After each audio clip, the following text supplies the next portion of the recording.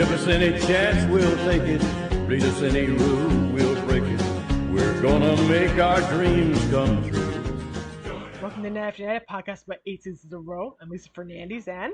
I am also Lisa Fernandez. Oh, wait. No, sorry. Hang on. No, I'm Christopher Wardna. Hello. We're identical cousins. This is The Other Woman we're about to review. It's from season 6 of Laverne and Shirley. Directed by Arthur Silver and written by Joanne Pagliaro. And I bet you some facts about them, don't you, Chris? Yeah, we got some cool little factoids coming up later in the program. Yeah. Oh, yeah. And here's what the episode's about. Shirley has fallen head over heels for the handsome pediatrician Mark McKenzie, who has recently begun to hang around the Laurel Vista building. He seems crazy about her, too. But there's only 2 problems with him. He's fairly recently estranged from his wife, and he comes complete with a young son named Bobby. Shirley doesn't know she's a spitting image of the classy blonde Diana, at least until Laverne bumps into the other woman. But some very strong hints on their date let Shirley know that Mark's not over his wife. Once Shirley meets the woman herself, she realizes Mark is rejecting his love for Diana onto her. Which one will Mark choose? Elsewhere, Laverne, Lenny, and Squiggy bond with Bobby, while Laverne makes her official singing debut at Cowboy Bills and bombs. What do you think about this one? Well, I kudos to the show. I can't believe they were actually able to get Cindy Williams for this episode to play the other woman. It's amazing guest performance. Yeah, this was good. I remember when we watched this that we both were commenting that it was very strong, and what really surprises me is there's a lot of like solid elements, even if it's like I can't say this is one of those like the best of the best kind of episodes, but it's a really good one with some really strong elements to it. I loved how much Laverne got to do this one, even though it's a Shirley focused episode. And Shirley herself gets some really good chances for acting and character. And I gotta say, Bobby is one of the best kid actors they've had on the show. Shout out to Keith Coogan. He's really, really good in this part. This is one of those episodes where I know it's not a important episode. I know it's not a vital episode. I know it's not a cream of the crop episode. But I'm extremely fond of it. I have a lot of fondness for this episode. I really enjoy it a lot. Mm-hmm. The rapport between Laverne and Bobby is really nice to watch. The message is really good, and it's nice to see Shirley be presented with something that she wants desperately, deciding that she's not going to get it at any cost whatsoever. She has a moral horizon, and this is cross. Yeah. There's almost something kind of surrealist about the way this is done, where it's I can't remember. There's a particular film that deals with this topic. I can't remember if it was like Buñuel or Agnes Varda or somebody, where it's about the doppelganger, woman, and it takes you a while to realize that they're 2 separate people, but they're sort of like reflections of the same person. And it feels like Shirley's getting to see this glimpse of the life that she wanted, but realizing, kind of having to kind of almost come to understand that she would have had to have come from a different background and be a different person to get in that position. Yeah. It's kind of like a sliding doors kind of situation, where if she'd met the right guy at the right time, she would be this mother in a suburban setting with a kid and married to a doctor and rich and cultured. And she gets to look at Diana and realize that it's not always greener on the other side of the septic tank, as Irma Bombeck once said. Diana and Mark have a lot of problems. Their marriage is imperfect. So even though she laments the loss of this doctor guy, who frankly is kind of bland and not the best to her, she makes a moral decision, reaches a moral horizon, and realizes that, I want to marry a doctor, I want to marry up, and want to have kids, but not like this. So. Yeah, exactly. Like there's an element of she would be taking, it's like she's not the home wrecker, but she would be stopping the process of them putting the house back together. Because what's very interesting about the relationship of the McKenzie family, they're decent people, but they're going through a rough patch, is kind of what seems to be happening here. Because Bobby's, I actually really like that Bobby's acting out, but he's generally a good kid. He's just very frustrated, and like a lot of kids of divorced families, he's going through a rough time. Diana was the one who broke off the relationship and was the separation, and has gotten to the point of realizing I may have made a mistake. Yeah. And you and I also had even talked about how, like, Mark, we weren't even sure what caused the breakup, and it might have been he had done the mistake of, going around with somebody else or talking about something else, Yeah. talking about possibly doing something else, Yeah. seeing other people, etc. And really realized after he didn't have Diana anymore that, like, oh my God, this is, I can't not have this. I would rather, this is the greatest thing that in my life, is this family and this relationship, and I'm a fool. So those levels of maturity was kind of refreshing to see, I guess, even though it's not, and also with the maturity that it's not shown as perfect. It's not a sunshine and rainbow sort of thing. Yeah. It's the other side doesn't exactly have it as easy as she thinks it or thought that they did. So. Yeah. And in the end, there's a lot to be recommended here. Laverne's kind of spreading her wings and trying to become this folk singer, and doing poorly, but not giving up. And her family's very supportive and loving. Yeah. Oh, Pop is so proud of her. Yeah. I love how Frank has become, like, he was so angry in the early days, and like as we've talked before, like California has made him and Edna sort of like blossom. Mellow. Yeah. And exactly, blossom. Yeah, it's a really good way to put it. Like it's like, I'm gonna release my petals and pollinate. That's what she said. Ayo. But the way you were pointing out to me as well, like how he's trying to help her through the song, with the lyrics. Yeah. Don't cut your hair. Beautiful. Oh, that's great. Yeah. Beautiful. He's really supportive of her here. Frank has kind of developed and grown from the guy who's desperately trying to shove his daughter at any Italian man who's willing to give him a grandchild to. Guy who's sitting there going, yeah, my muffin can sing. My muffin can play the guitar. My muffin's good at songwriting, And in spite of all the little flaws in Laverne's singing, everyone around her loves her and wants her to succeed here. So that's always enjoyable to see. That's always enjoyable to follow. And to that end with Laverne as well, she and Bobby have such a great rapport and great interaction with each other, as you were saying. Yes. I loved getting to see Laverne in babysitter/mom mode. Yes. It's something we don't see very, regularly. Like, we've seen kind of facets of it. Yes. The one that kept coming to mind for this one, especially when she's working with Shirley, is like the pact. But with Bobby, what was really sweet was how it made Laverne come off as somebody who finally is like processed more of what she's gone through in her life. Yeah. And she's trying to pass that kind of adjuster spirit, like, hey, everything's not great. It'd be great if your mom and dad were back together and everybody's happy. But she's like, well, yeah, but then you can have the what you call it, the birthday presents. Coming out the wazoo. Yeah. I love the fact that this kind of reflects Laverne's look at the way she looks at romance. This reflects the way she looks at life. Like, even her song here, about life is the pits, and it sucks a lot.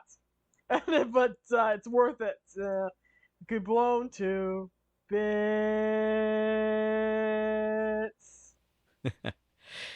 But if life just ain't fair and we're going nowhere, don't cut your hair, because you have to be you. Yeah. You can see Laverne. You can already picture Laverne over in the hippie movements. Oh, which yeah. We don't really get to see a lot of, but we get to see a little hint of in season 8.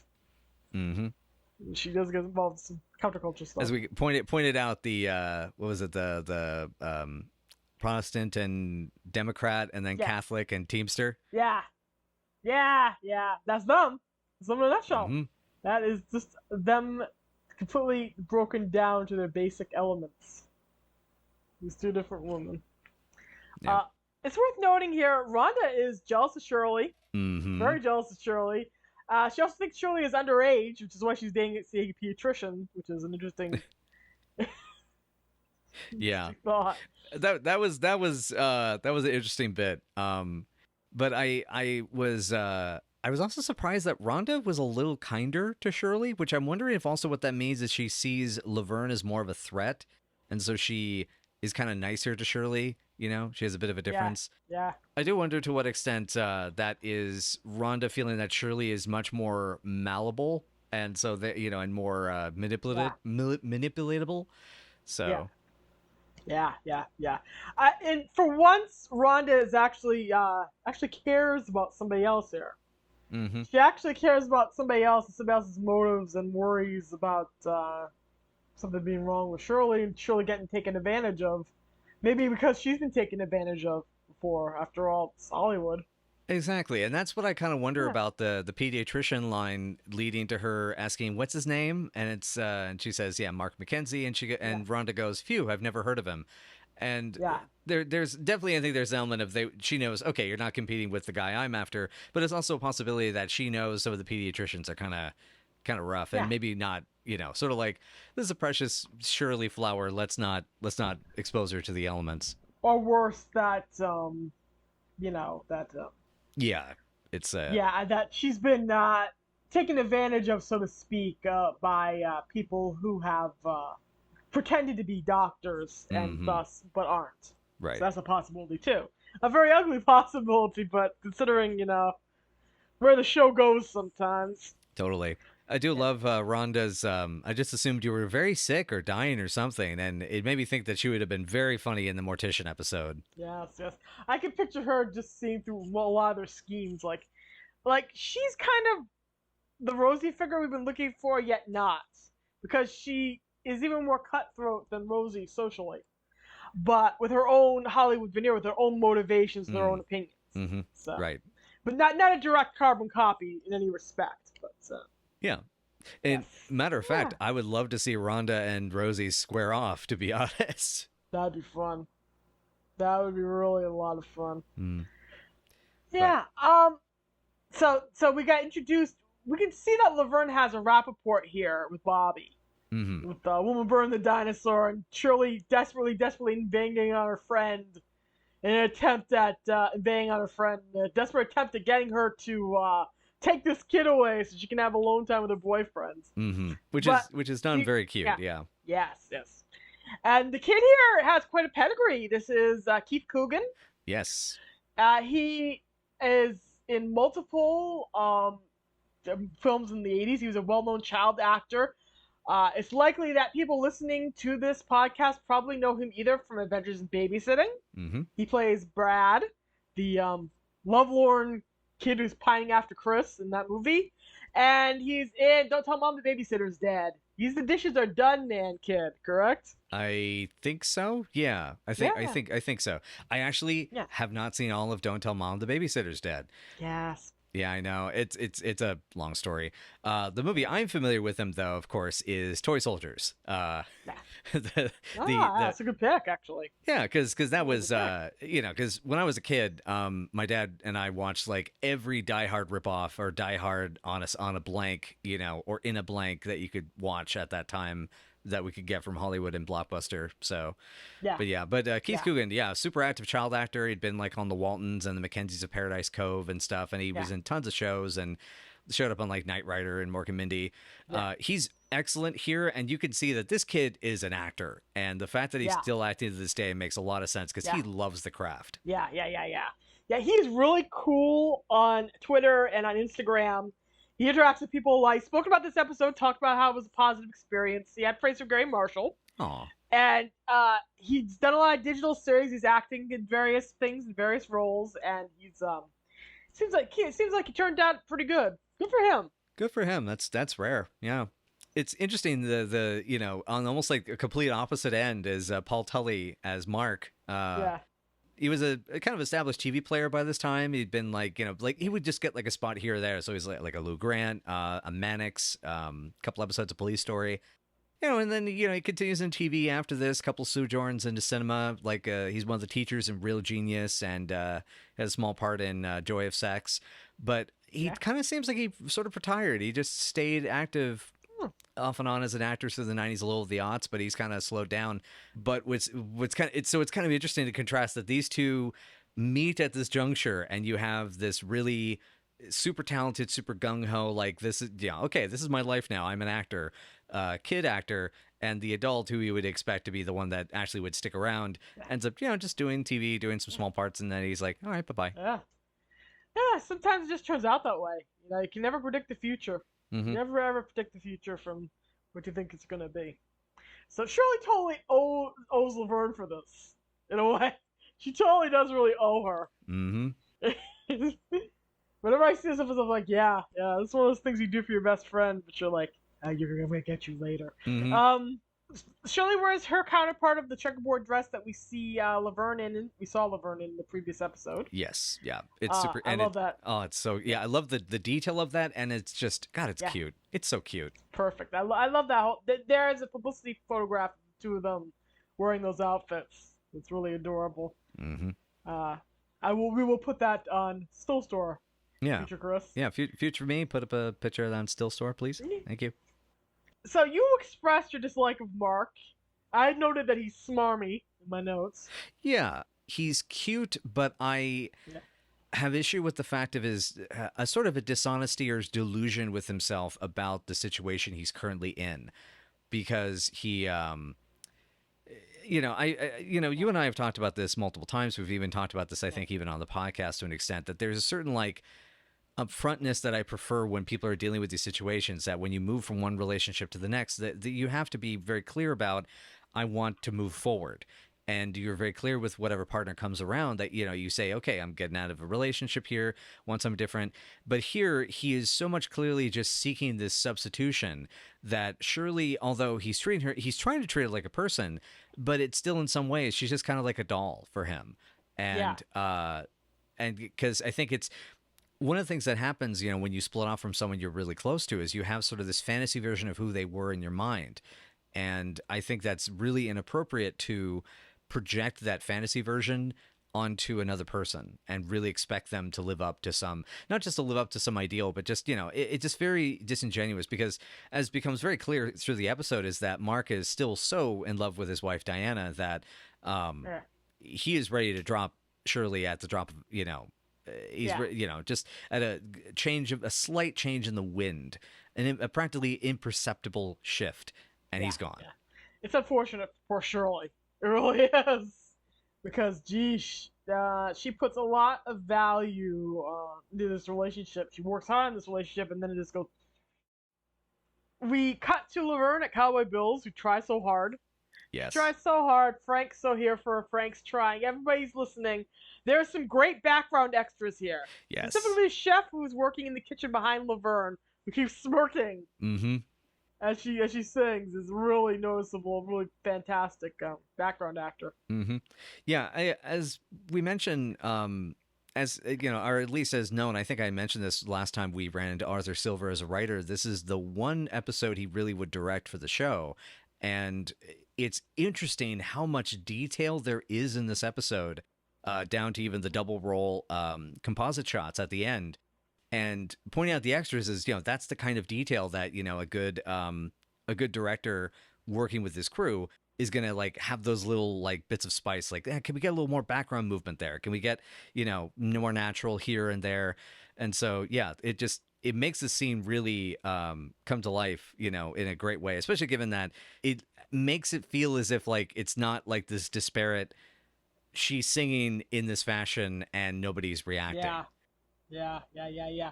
That's some great direction going on, and that feels alive. This episode in particular comes alive in a lot of ways, because they managed to orchestrate the background actors very well. They managed to orchestrate all the supporting players very well. Yeah, I mean, in the end, Well, just to add on to your point is the orchestration of it. When the boys get introduced later, Yes.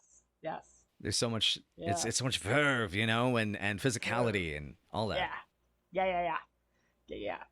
My note is everyone's trying so hard to encourage Laverne, but she's so bad. I know She is, but it's.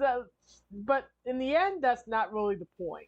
Yeah. In the end, the point is that she's trying and she's doing something she loves. And she's speaking from the heart too. I mean, I think you put it really well that this is sort of kind of her dark side, or at least her pessimism coming through.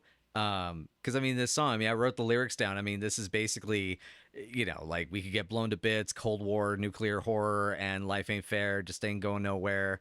I still say, just give her some distortion pedals, overcrank her mic on the amp for the vocals, and she'd make a great punk rocker. She could have been like the Shags. Yeah. She could have been the Shags. My friend Foot. And there definitely is something punkish about it, though she's being very influenced by this early generation of coffee house, beat music, folk music, since we're in 1965, Dylan, all that kind of stuff. So, and that plus it's her naturally dour nature to worry about nuclear war and along with the haircutting. Mm-hmm. So, poor Laverne. Well, hey, Pop was happy about it. He's helping her out, Yeah. and he's being sweet. And I still love his, don't feel bad, honey. The crowd for the second show will be much better. They'll be drunk. It's a great line. That is a terrific line. I love that line. It makes me laugh every single time. The bit that gets me here is when Laverne encounters Diana. The other woman arrives, and we get this reveal that essentially it's the dual role. It's Cindy playing both parts, and then Pop comes back from the kitchen. And they have this startled and slack-jawed look on both Pop, father and daughter, and I love that. Yes, excellent acting from Penny and Phil. Mm-hmm. Excellent, totally, completely wonderful. And then Cindy's line delivery: "Thank them, Bobby. Good night. Quiet family, aren't they?" Yeah, I love that because she manages to completely differentiate Diana and Shirley without effort. It's flawless. It's perfectly beautiful. Yeah. It's a very, I guess also the word I would use is crafted. And, as a director and my experiences with directing, this is where you get to you give those little notes to mold the performance, but the actor is doing most of the work, putting that together, constructing this person. Yeah. That's a wonderful thing about acting. The way acting is a combination of direction, and acting and the actor and the writer. Mm-hmm. You need all three components. If you don't have all three components, you're gonna, ruin everything. It won't come off. Exactly. Yeah, you can put them in fancy costumes, and good lighting and cinematography, but then it's that helps, but it's not. That's where you're just turning them into fashion models or props, not performers. Yes, exactly. Yeah. It's all about quality. It's all about figuring it out. Mm-hmm. So then, now Laverne knows things. Yep. And Laverne has to wants to let Shirley know she knows things, but is afraid to let Shirley know she knows things. My favorite thing about this scene is the way Cindy, as Shirley, just sits up like she's Frankenstein's monster. Because she's getting absolutely no sleep thanks to the music on the clock radio that Laverne sets off because she needs to talk to her and tell her everything. Mm-hmm. And notice Laverne has a new robe here. Yes. It is purple, not green, and it actually looks fresh and plush. Notice the music on the clock radio has been substituted. That is a Hotel California ripoff that is completely era inappropriate. Mm-hmm. Yeah, my note is generic rock is generic. In case everybody was wondering, this episode takes place in 1965, and Hotel California was released in 1977. Oh my God, that was way later than I thought it was. Way off. Yeah, the Eagles were big in like the early 80s, late 70s, mid 70s. Wow. So there you go. I love the way this scene plays out. How Laverne wants to get everything out. Shirley's too tired. She doesn't believe her in either way because she wants this relationship. Mm-hmm. It's realistically messy and it's realistically very them. Then comes that, Well, it's also the element of, as we've often say, and I often say, Shirley trying to, create. She feels like she's not having to pretend anymore about the perfect life. She feels that she's really close to it. Yes. She doesn't realize the truth, which is that you're being used. You're not getting a real relationship here. Yeah, exactly. And she shouldn't have to compromise for anybody. Absolutely. She should have what she wants. and have it in a way that doesn't involve her, selling herself out, basically. Exactly. Yeah. Even the line that Laverne says, it's like all you need is a blonde wig, another pair of sweat socks, and your bra. It's like really, thankfully, this isn't like a situation like Laverne where she pretzels herself, as you wonderfully have put it over the years, that to get into a relationship with a guy. But at the same time, you got to wonder, how desperate could Shirley get eventually to start doing something like that? Yeah, I know. Yeah. Shirley will do various things to try to get a guy. We will eventually see her do this a bit more around season 7. But in a way, Shirley never really has to do that to the degree that Laverne does, because A, she has more confidence in herself, and B, because she always has Carmine. She's always had Carmine to kind of reinforce that what she's doing is correct, that she's always got somebody to fall back on and somebody who will always desire her. Laverne kind of has that with Lenny, but she doesn't really want that with Lenny to some degree. Mm-hmm. It's worth noting, because the fallback guy, if I'm desperate, you'll do. No way. It's mean to say. Right. Yeah. Then comes a genuinely sweet conversation between Bobby and Laverne, which is incredible. Yeah, it's Really well and that whole scene, does such a fantastic job of going from the comedy of it to the very special episode and showing his behavior and then getting to root of why Bobby's acting out. And their chemistry is, I am so bummed he never comes back onto the show, because his chemistry with Penny is so good. Yeah, it is, honestly. I honestly wanted them to bring him back and for them to have more of a friendship, because that's some solid rapport. Mm-hmm. And it really is. It really works really well. I mean, actually, the idea of the McKenzies moving into Laurel Vista could have been interesting, like the idea of they move into what they consider. It's like, we could have the nice house in the suburbs, but Bobby's got friends here. He's getting along well with everybody, and making the McKenzies a regular family in the show could have been interesting. It would have given her, Cindy would have had the chance to stretch her acting muscles more often. Yes. Rhonda could, we could have had the running joke where Rhonda's trying to seduce, Mark at every turn, but every time he's like, oh yes, it's like, you're right, it is beautiful, just like Diana, and he's like comically in love with his wife, I mean, yeah. And then getting to have Bobby get into misadventures with the boys, because it just, again, like we keep having these guest characters and these one-off characters through the show that they end up being something you want to see come back, and they never will. Yeah. And it's like, it makes that time more special, but it's, by that same notion, it also is like, it's so good. That's the only downside that I wish there was more. Because, I mean, the kid doing the target practice and how much of it is done in a single take and all of that. And, we were mentioning the directing before, there is a level of subtlety and detail that, we were noticing was coming back with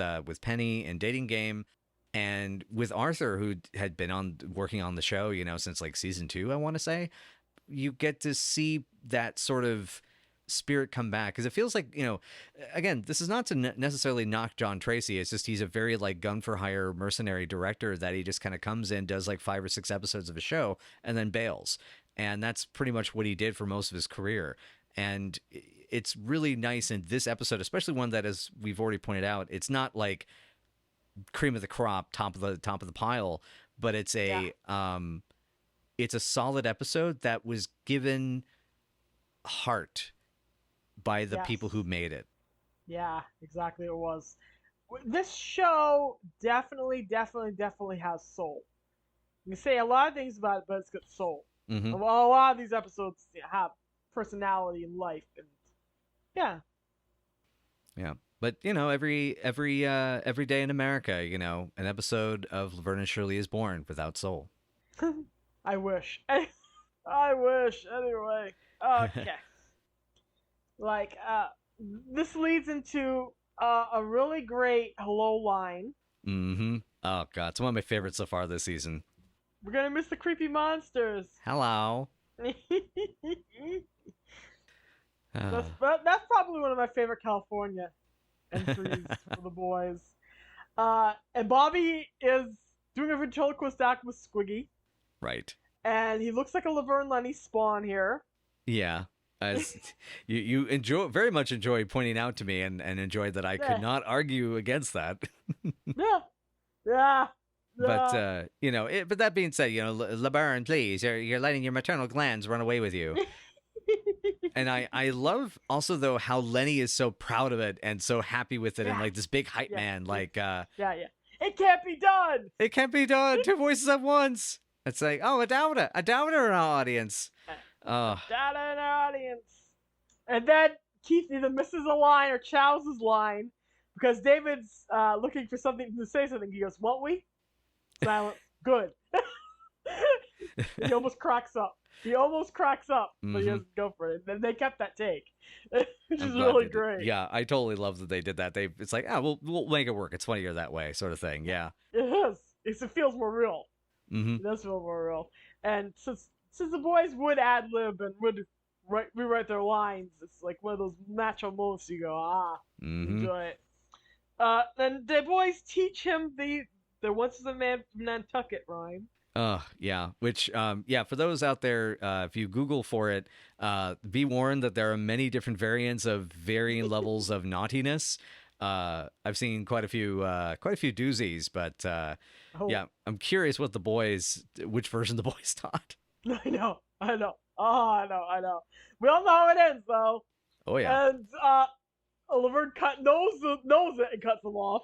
Mm-hmm. Well, that's the thing, right? And then also when the father comes home to pick him up, it's like, I learned a poem too. There once was a girl from Nantucket. It's like, no, he didn't. Covers his mouth. Yeah. I gave you a quarter to forget that.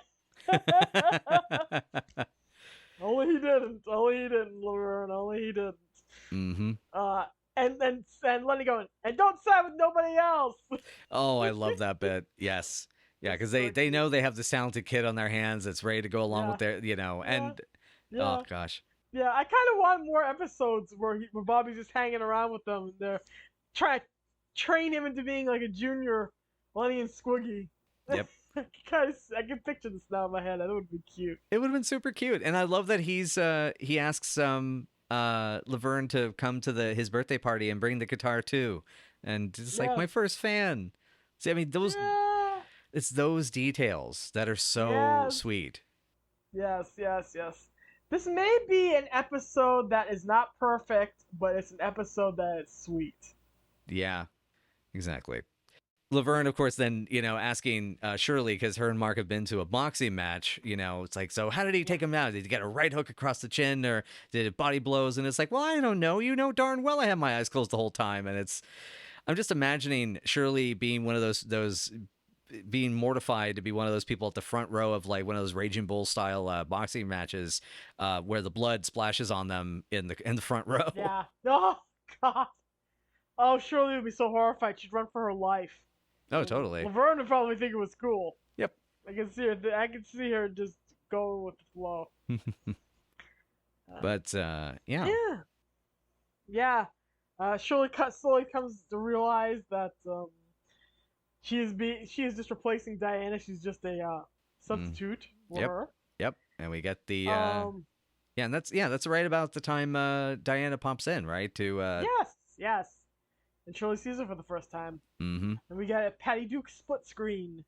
Yep, very well, and was very well done for the time. I'm kind of curious how if it was optical compositing or if like they did some, I don't know, because usually on color film at this time they would do these composites for these sort of shots that was pretty poor, and this for 1980 for a TV show was done really well in my opinion.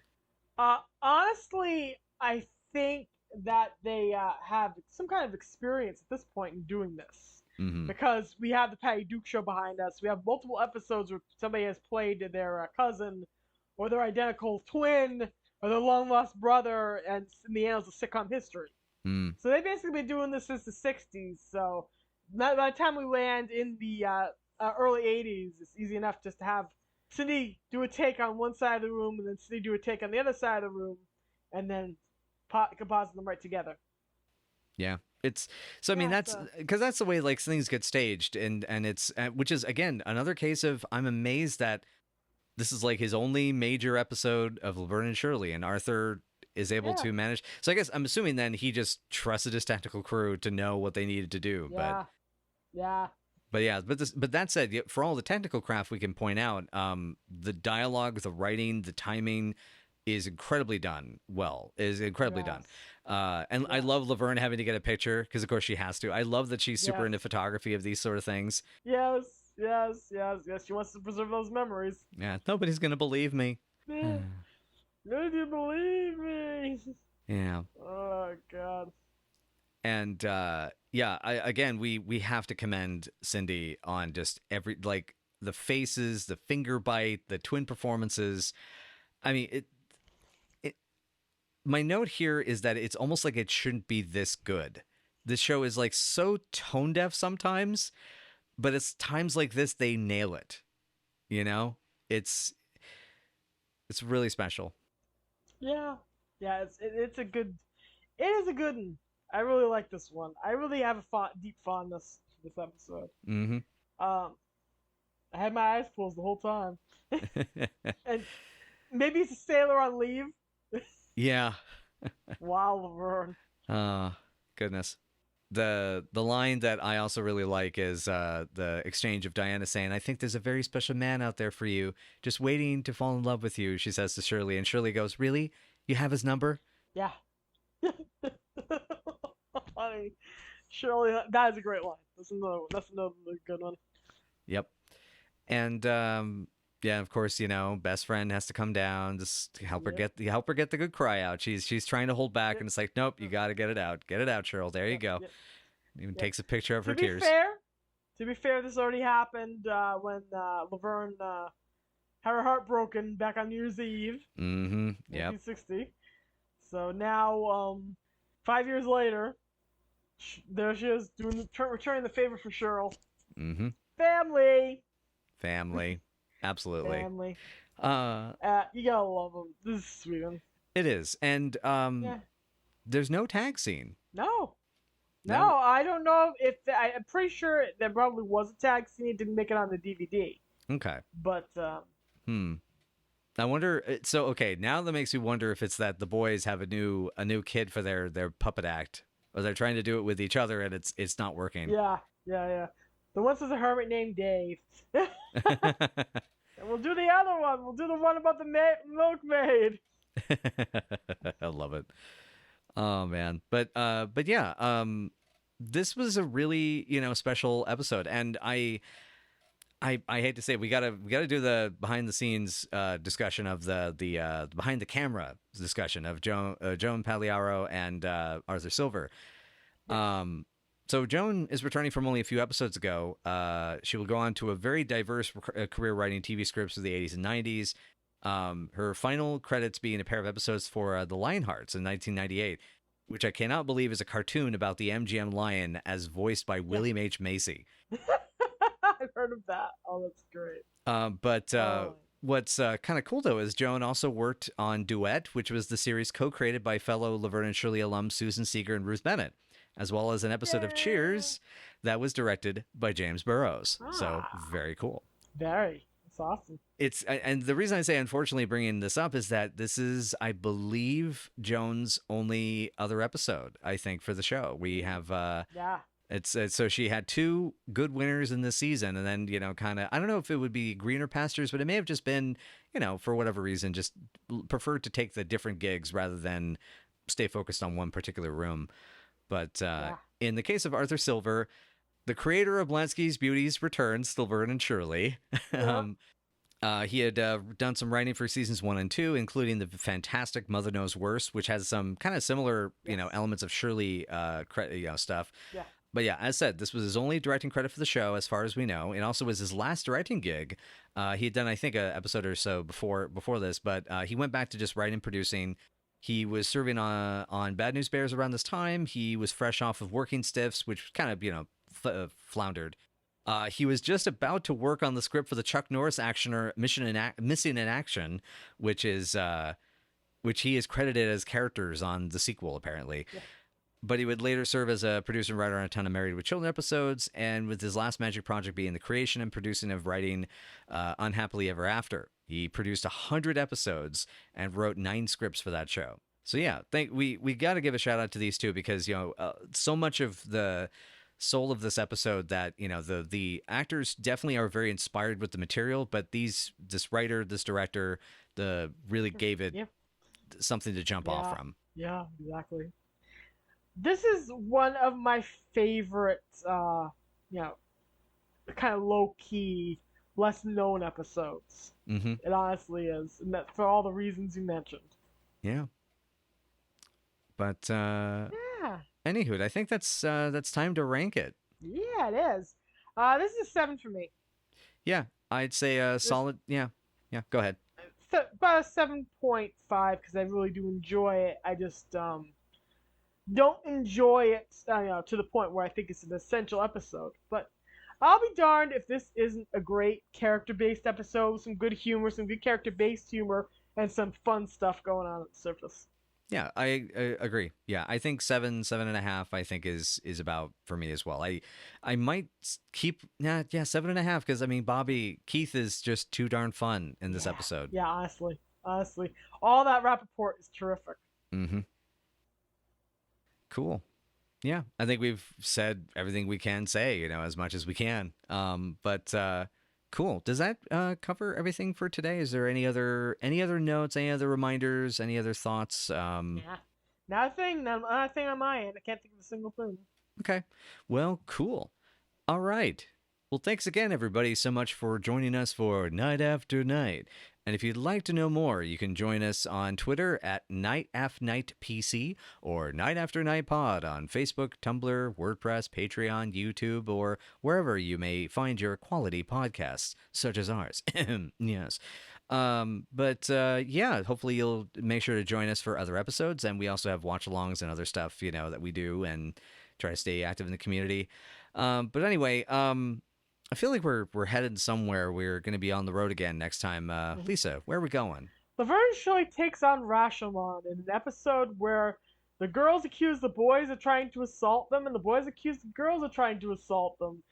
In any event, there is a Arizona motel room that has been utterly wrecked, and the gang has to figure out who did what to whom.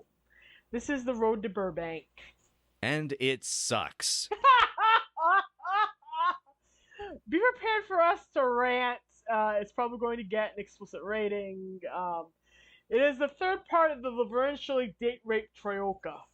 Second part of the Laverne Shirley date rape troika. Oh God! Oh no, that's right. We have one more. You've hinted we have one more. Oh God. Mm-hmm. All right. Well, we'll see everybody next time. Good Lord, I'm gonna have to watch a Kurosawa movie to wash the taste out afterward. We'll go to the paint gun range. And if you have a twin that looks like you, just be nice and offer them tea. And don't sleep with their husbands. Bye, y'all.